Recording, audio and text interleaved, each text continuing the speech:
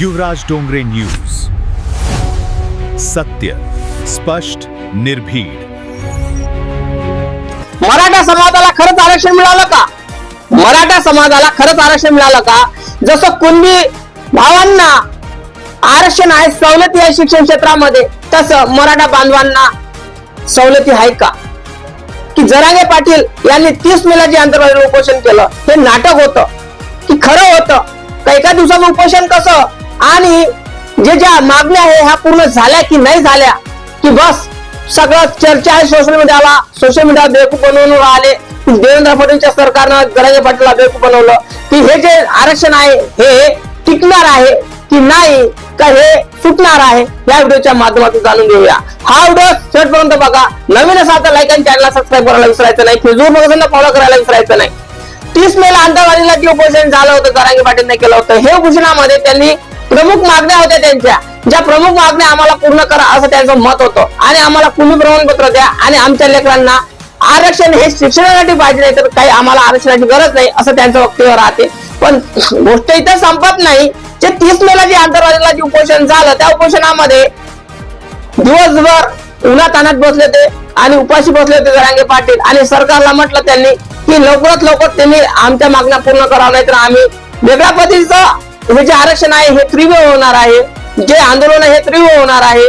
तर त्यांनी असं म्हटलं तर त्या कारणामुळे सरकार जे देवेंद्र फडणवीस सरकार आहे त्याला जाग आली आणि हे सरकार धावून आलं 31 मेच्या रात्रीला. आणि ज्या ठिकाणी विखे पाटील आले आणि देवेंद्र फडणवीस सरकारचे जे काही लोक मंत्रिमंडळ आले त्यांनी म्हटलं की आम्ही तुमच्या मागण्या पूर्ण करतो. म्हणजे 2022 पासून ते जरांगे पाटील उपोषण करायला बसलेले आहेत, आंदोलन करून राहिले. 5-6 दिवस आंदोलन करत होते, तेव्हा या सरकारला जाग का आली नाही? अचानकच एका दिवसाच्याच उपोषणाने सरकार का हल्लं? याच्यामध्ये का दाल में कुछ काला आहे का?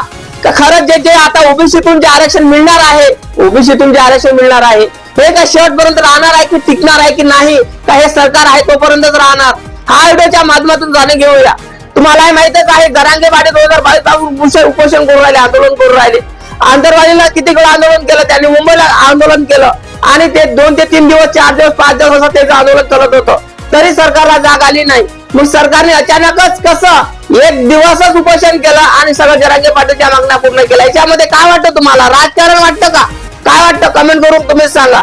खरंच जे मराठा बांधवांना जे ओबीसीतून आरक्षण मिळणार आहे, ओबीसीतून मिळणार आहे ते शालेय शिष्यवृत्ती मिळणार आहे.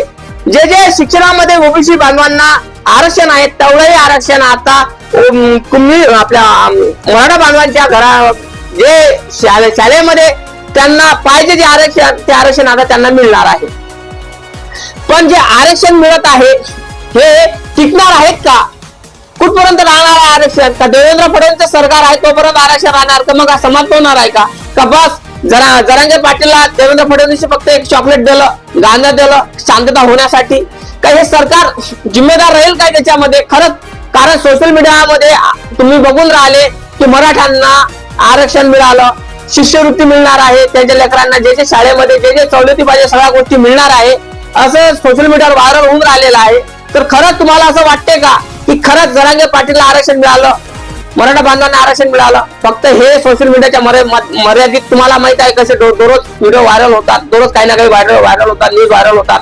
अशा पद्धतीनं ह्या सोशल मीडियावर मराठा बांधवांना आरक्षण मिळालेलं आहे. मराठा बांधव कुणबी झाले, त्यांना कुणबी प्रमाणपत्र मिळणार आहे, त्यांना शालेय शिष्यवृत्ती मिळणार आहे, अशा पद्धतीचे कमेंट व्हिडिओ व्हायरल होऊन राहिलेले आहे. हे खरं आहे की काय आहे? काय हे शेवटपर्यंत आरक्षण राहणार का? हे आरक्षण कुठपर्यंत राहणार? कारण 2022 पासून जे जरांगे उपोषणाला बसले आहेत तेव्हा सरकारला जाग मिळाली. एका दिवसातच त्यांना असा काय घाम फुटला, त्यांच्या बुडाला घाम काय फुटला की त्यांनी जरांगे पाटील ज्याही 10 मागण्या ह्या पूर्ण करायला तयार राहिले. असं का? त्या जरांगे पाटीलला घाबरला सरकार? का जरांगे पाटीलला पैसे दिले आणि म्हटलं तर तू शांतता भंग करू राहिला, शांतता भंग करू नकोस, हे तुला आम्ही लोकांना देतो आणि तू तुझ्या समाजाला समजून सांग आणि म्हण की बा आम्ही तुझ्या मागण्या पूर्ण करायला आम्ही तुम्हाला अशा या पद्धतीने देणार आहे, अशा पैसे, तर तू असा समजून सांग तुझ्या समाजाला. तर कारण तुमचा पुरा समाज हा जरांगे पाटीलच्या मनाने ऐकतो. कारण जरांगे पाटील हा त्याच्या समाजासाठी देव आहे, देवाचं रूप आहे. जरांगे पाटीलचे फोटो त्याच्या देवरायात लागलेले आहेत, त्याच्या मंदिरात लागलेले आहेत. त्या कारणामुळे समाज सुधारक आज जरांगे पाटील यांचा आवाज हा आणि त्यांचा जो रुतबा आहे हा मराठा बांधवामध्ये जास्त मोठाच आहे, परमेश्वराचा रुतबा आहे. त्या कारणामुळे सरकारने एकच ठरवलं की आता जरांगे पाटीलला आपल्याला काय द्यायचं आहे, चॉकलेट द्यायचं आहे, जागर द्यायचं आहे. आपण तर दुसऱ्याच्या ताटाला देऊ शकत नाही, पण गोष्ट एक आहे किती वर्षापासून जरांगे पाटील 2022 पासून उपोषण करून राहिलेत, आता पण त्यांना आरक्षण मिळाले. अचानक कसं एका दिवसाच्या उपोषणानं आरक्षण का मिळालं, त्यांच्या जे प्रमुख मागण्या ह्या पूर्ण का करण्यात आल्या, याच्या मागे काही ना काही दाल में कुछ काळा असेल ना. का जरांगे पाटीलना बेवकूफ बनवलं देवेंद्र फडणवीस सरकारनं, कारण अजूनही ही कागदोपत्री आलं नाही, काहीच अजूनही कुठलाही आरक्षण मिळालं नाही. फक्त हे सोशल मीडियावर व्हायरल होऊन राहिलं तर काहीच नाही. कारण अजून ठोस कागदपत्र असतात ते अजूनही त्यांच्या समोर आले नाही. हे फक्त सोशल मीडियावर व्हायरल होण्यासाठी सगळ्या गोष्टी होऊन राहिलेल्या आहेत. जरांगे पाटील यांचे विरोधात त्यांचे समाजातील काही मराठा बांधव उपोषणाला बसलेले आहे, आंदोलन करून राहिले, म्हणून राहिले की जरांगे पाटील बेवडा आहे, अशा पद्धतीचं एक्सवायझेड काही वाईट बोलतात आणि म्हणतात की हा फक्त स्वतःचा भोरं करून राहिला. त्याला 60 एकर जमीन घेतली, 70 एकर जमीन घेतली, स्वतःचं घोडं गाडी घेतली, घर घेतलं, सगळ्या गोष्टी अशा पद्धतीनं तो सांगून राहिले. लोक त्यांच्यात मराठा बांधव सगळे सांगून राहिले.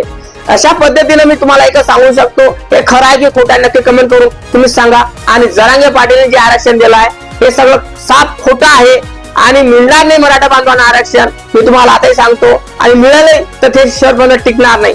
कळलं का? जय भीम, जय शिवराय, जय जिजाऊ, जय रमाई. लाईक करा, चॅनलला सबस्क्राईब करायला विसरू नका.